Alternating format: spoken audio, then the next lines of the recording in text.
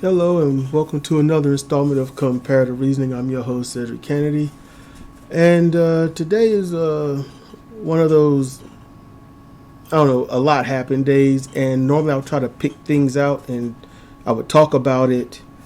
And that'd be the subject, whether it's on someone's podcast or a thought I had while listening to a podcast or report or something like that.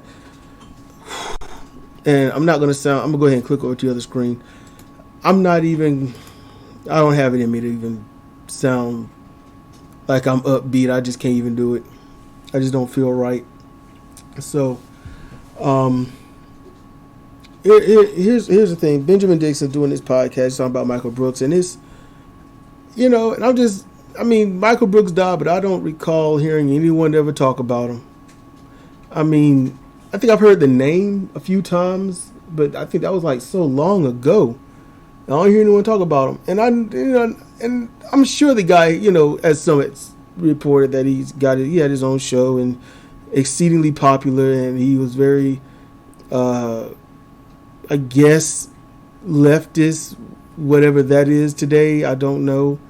People say leftist, but I don't even think they know anything about it. I think they just say it because you got to say it. And then they say leftist is just anti-Republican, but not necessarily left. I don't think that people really understand what a left is. The goalpost has moved so much, they don't know where it is. And the Republicans keep moving the goalpost, shaming those that would be, I guess, on the left of the political spectrum. But in order to not appear as bad off as the Republicans say, those so-called leftists sort of move verbally towards the right while trying to say they're against the right, just so they don't get demonized further. But, no matter what you do, they still gonna hate you. That's just the way that is. So I'm gonna jump in this because it's been, by now others have probably given up and lost track. And so, those who will listen, now I can get into the meat of it. So, Benjamin Dixon's channel, he's talking about Michael Brooks. That's what he was talking about. And the death of it. Kyle Kulinski, he was talking about Michael Brooks. That was the first one I heard about it. And Kyle Kulinski seemed like he was only interested in the fact that, Michael Brooks was his age, or, roughly around his age when he died. And I'm like, that's how you connect to it, the fact that he was close to your age.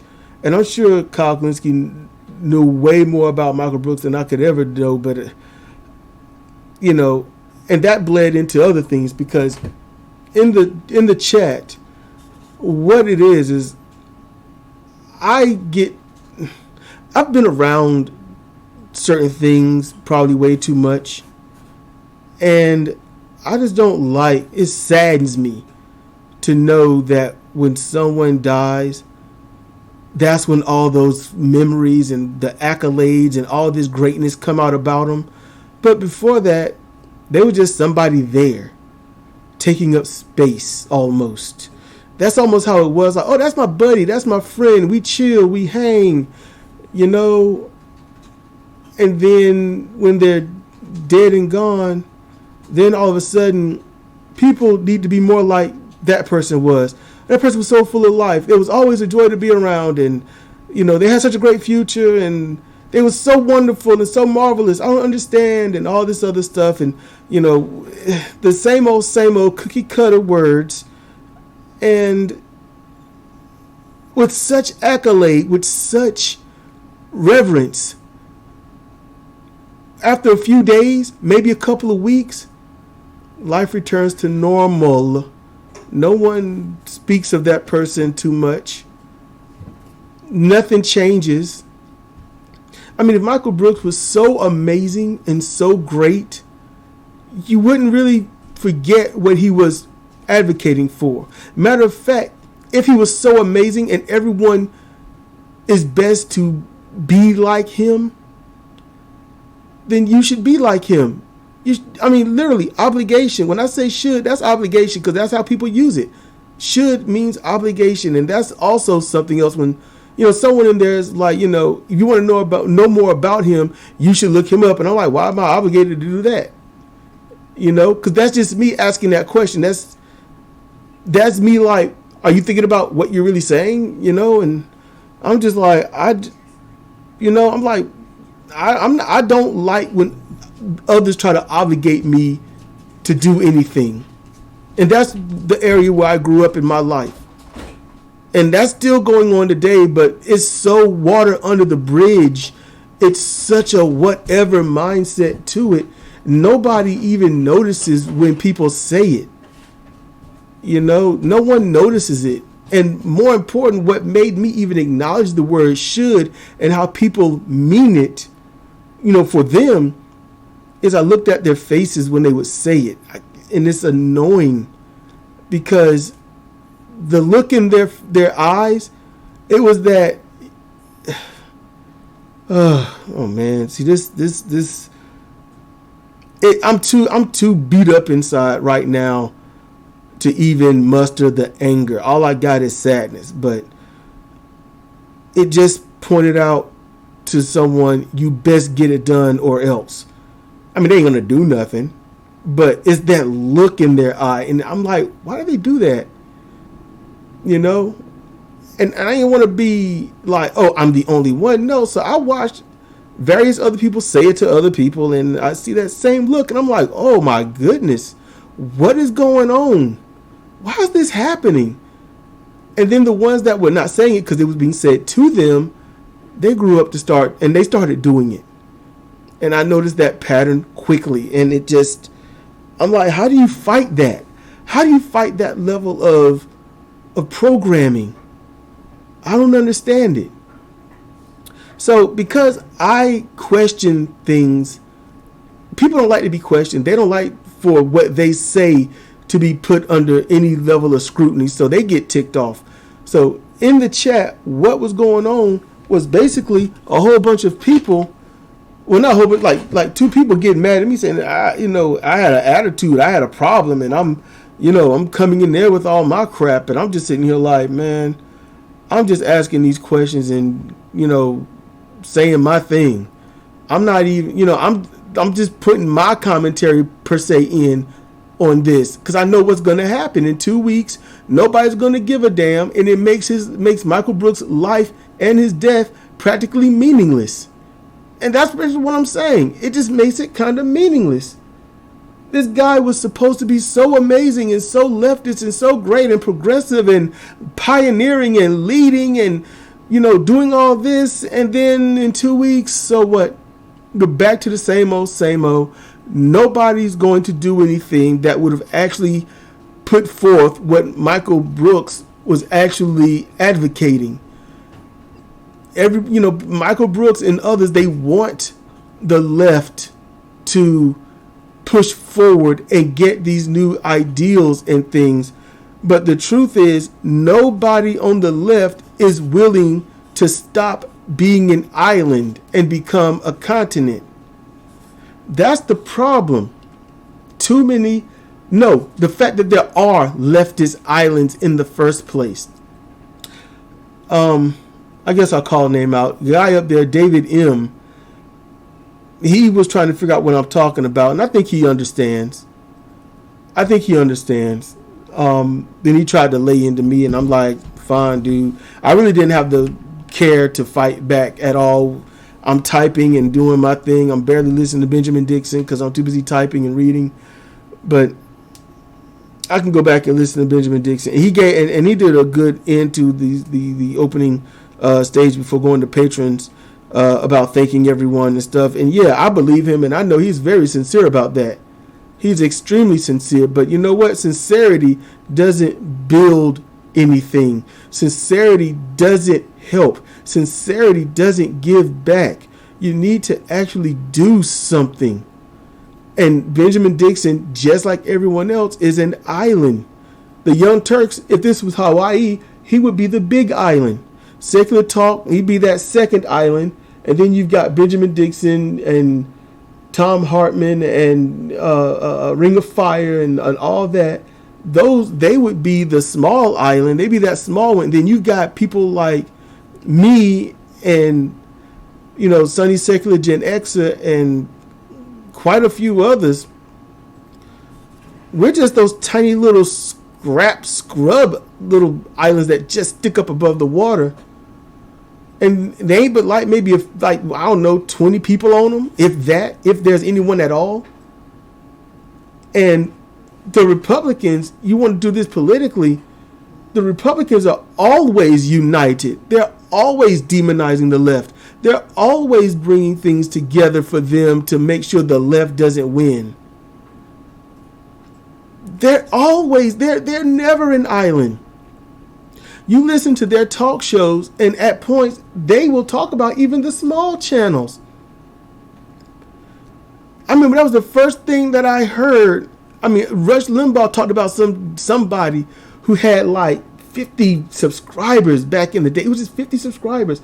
He brought up people that were on the right, advocating for the right and telling people to subscribe to them. Rush Limbaugh did that.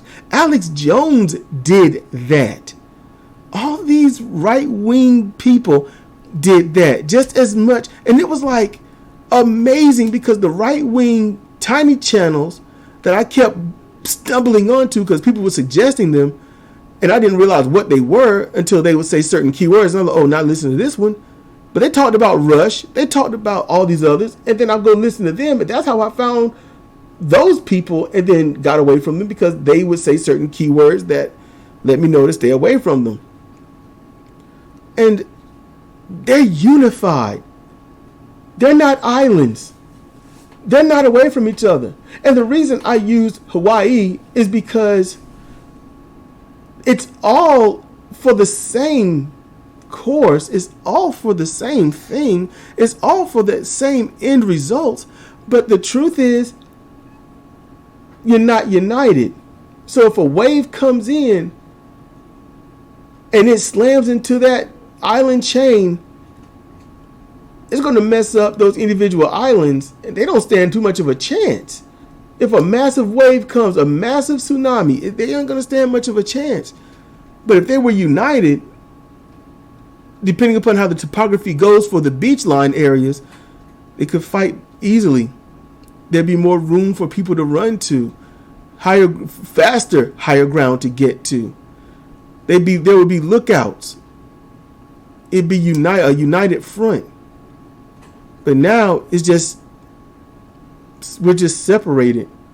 And I've done my best to advocate joining together, uniting, but nobody wants to do it.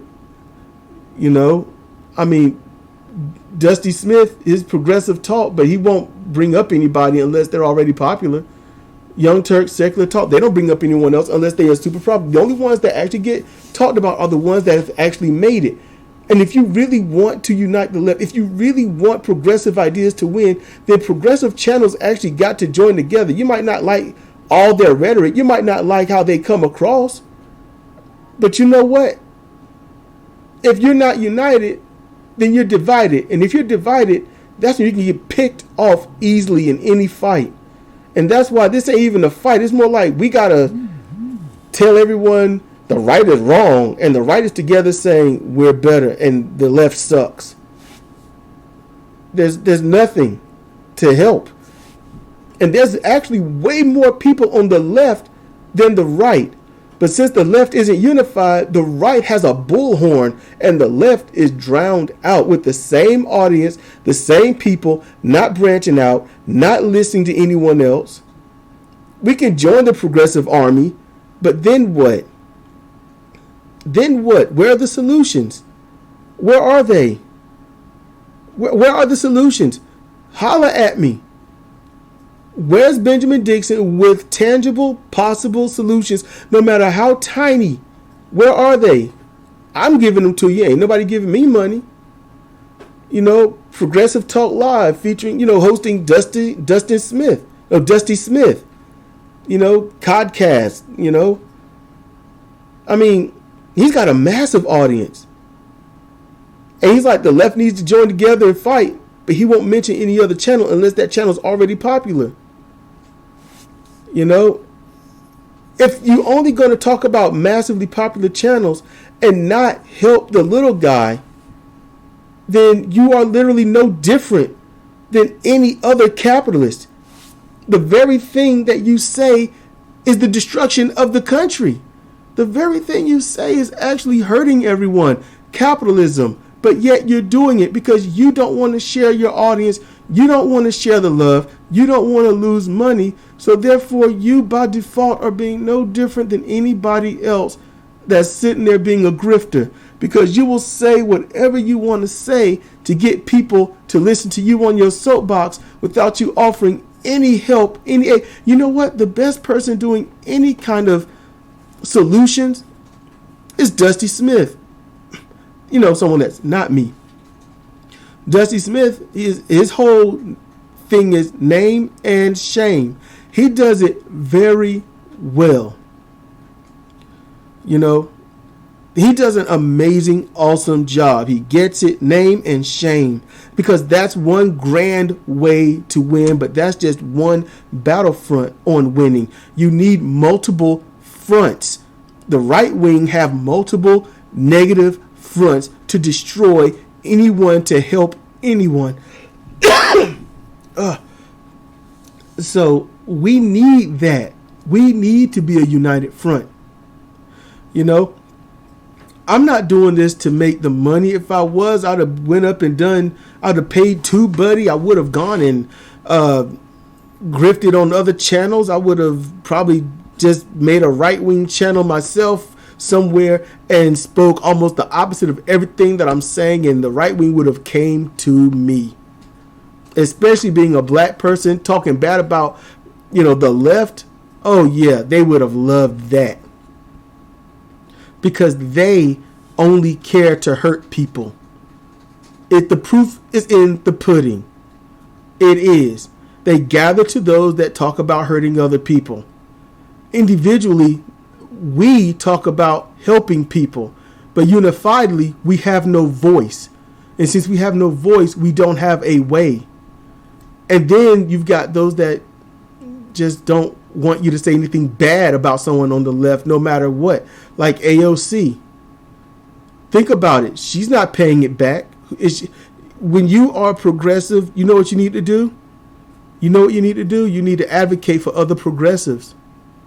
You need to advocate, which is why we need to stop being islands. Advocate for others that's trying to do the same thing. That's what you do.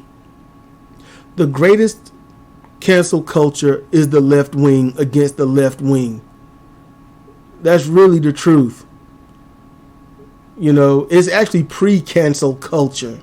Because it's a culture, it's a way of life to make sure that no one can rise up and take money from you. But if somebody's more popular than you, then you want to get on their show, and then you're happy about that, and then you'll brag about that. But then if somebody else wants to say, hey, why don't you try this? Why don't you have these people on your show? They'll say, and I've heard Benjamin Dixon say it, and I've heard Dusty Smith say it, and I've heard Ring of Fire and others say that, you know, especially secular talk about they don't want to deal with certain people because who are they? A small channel. They've barely got any subscribers. I have heard them all say it. Just imagine the good that could be done if we were all united instead of divided and hurting each other. Because I'll be honest with you, the right wing can't do any more damage to us because we've already done the maximum damage. When it comes to Michael Brooks, I'm not here nor there about him. And there's no need for me to truly learn anything about him because anyone that does know everything about him isn't going to do anything about it or with it or for it. It's just pointless. That's why I say it pretty much makes his life meaningless. His life and death meaningless because it's going to be a moot memory in about 2 weeks. It'll be another death in the streets because of these cops or the right wing infiltrating, you know, these protesters and then doing something heinous, and then all hell break loose even further. That's what's going to happen, and it sucks. And this is what, in trying to say this inside of 200 characters just ain't going to happen. So anything I said was probably and most likely misconstrued into something else, especially if my words hit their ear wrong, because what I say is out of the wheelhouse of what they normally hear. When Nicola, I can't remember the last name, Nicola used the term should, I'm like, okay, obligation. and I'm not going to be obligated to do something, but I would like to know why this person think I should do something. Why am I obligated to do this? Because the end goal, what I never got to the question because the way the conversation went, and that was a one-sided argument because, man, they started raging at me, and I'm like, y'all might want to do this. Stop thinking about that. Stop doing that. But it was like, you got all this attitude, and you come in here, and then I'm like, whoa. So I'm like, y'all can see my words, but you can't hear my tone. You can't hear my intent, So, and then if you hear my channel, that'll help you know who I am. I have no problem speaking of harming those who are harmful, and I absolutely want to protect those who are harmless. That's me in a nutshell, right there. So yeah, that was a lot of energy. That's just it. I don't know what else to say. I don't. When I go to Benjamin Dixon's chat, the whole point of me is to raise questions, get Benjamin Dixon's attention, and try to help unite the left instead of just him being an island unto himself. I know I'm not going to be able to do that. I know that. But if I say enough and I talk enough, maybe people will check me out that's in his chat. Maybe they'll check out my channel. I'm not going to tell you to donate money to me. Do I have a Patreon? Yeah. $1. I'm not asking for 5, 10, 20, 30, and 40. You can do everything else with your money. I just want $1 because that's as low as I can set it. Truthfully, originally it was 10 cents. No, 1 cent. I wanted 1 cent because if I had 1,000 followers, and that's 1,000 pennies, and it was more symbolic that your penny is so powerful, but no one ever thinks about it being a penny. They see a penny and think, you can't get nothing with that, so it don't even matter. Other than some penny gum or something like that, or penny candy. But people don't understand that their worth is so much. And that was kind of the point of me, being able to charge a penny. Because with that 1 penny, so much could be done with just that 1 cent. It was just, I don't know, serious, it's a crazy thought, crazy dream. But yeah, I hate goodbyes, so it's getting hard for me to do this. Makes me feel sad when I start to end something because I like doing this, and I wish I could do live shows. YouTube is too convoluted to do live shows. I just don't understand. I'll try, maybe, I don't know, but I'll be putting out a today's topic today as well, so that'll be coming up next today. So if you got any questions, you got any comments, even if they're negative, put them down there. Unlike the rest of these epic people, I check my comments.